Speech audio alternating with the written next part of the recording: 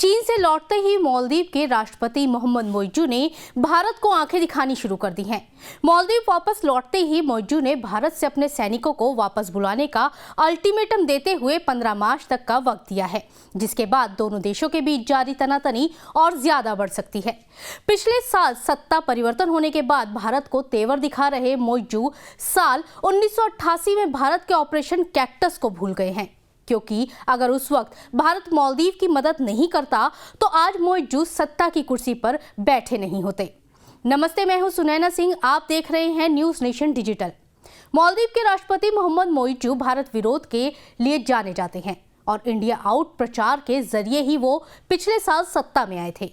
अब उन्होंने भारत को 15 मार्च तक मालदीव से अपने सैनिकों को वापस बुलाने का अल्टीमेटम दे दिया है, जिससे ये मामला और ज्यादा सीरियस हो गया है। मोइज़ू के सार्वजनिक नीति सचिव ने एक बयान जारी करते हुए कहा कि भारतीय सैनिक मालदीव में नहीं रह सकते। ये राष्ट्रपति मोहम्मद मोइज़ू और इस प्रशासन की नीति है। मौजूदा वक्त में मालदीव में 88 भारतीय सैनिक हैं। मालदीव से भारतीय सैनिकों की वापसी मोइज़ू का प्रमुख चुनावी दावा रहा है। मोइज़ू के इस अल्टीमेटम के बाद भारत ने मालदीव के साथ एक हाई लेवल कोर ग्रुप बनाया है।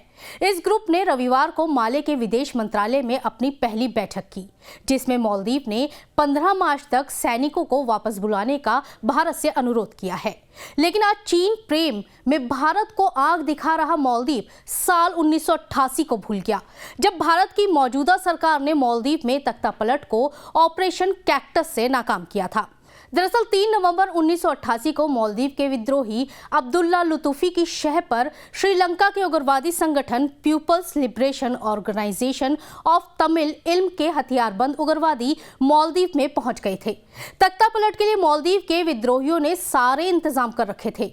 श्रीलंका से मालदीव पहुंचे करीब 100 उग्रवादी टूरिस्ट बनकर आए थे। उग्रवादियों ने एयरपोर्ट, बंदरगाह पर कब्जा कर लिया था। मालदीव की सरकारी बिल्डिंगों पर कब्जा कर लिया था। गयूम ने भारत समेत कई देशों को इमरजेंसी मैसेज भेजे थे। माले की मदद के लिए पाकिस्तान ने मना कर दिया था। श्रीलंका और सिंगापुर ने भी मदद से इनकार कर दिया था। अमेरिका और ब्रिटेन के लिए कम वक्त में आना मुश्किल था। मालदीव को बचाने के लिए तब भारतीय सेना ने 2 दिन तक चले ऑपरेशन कैक्टस के जरिए उसकी मदद की थी। भारतीय वायुसेना के जवान बिना रुके 2000 किलोमीटर से ज्यादा की दूरी तय करते हुए मालदीव के माले इंटरनेशनल एयरपोर्ट पर पहुंचे थे, जिसके बाद भारतीय सैनिकों ने उग्रवादियों को खदेड़ते हुए उनके कब्जे से एक अगवा जहाज वापस लिया। इसके साथ ही 68 श्रीलंकाई लड़ाकों और 7 मालदीवियों को गिरफ्तार किया। भारत की वजह से ही गयूम के तख्तापलट की कोशिश नाकाम हुई थी। इस मालदीव को बचाने के लिए यूएन, अमेरिका और ब्रिटेन समेत कई देशों ने भारतीय कार्रवाई की तारीफ की थी।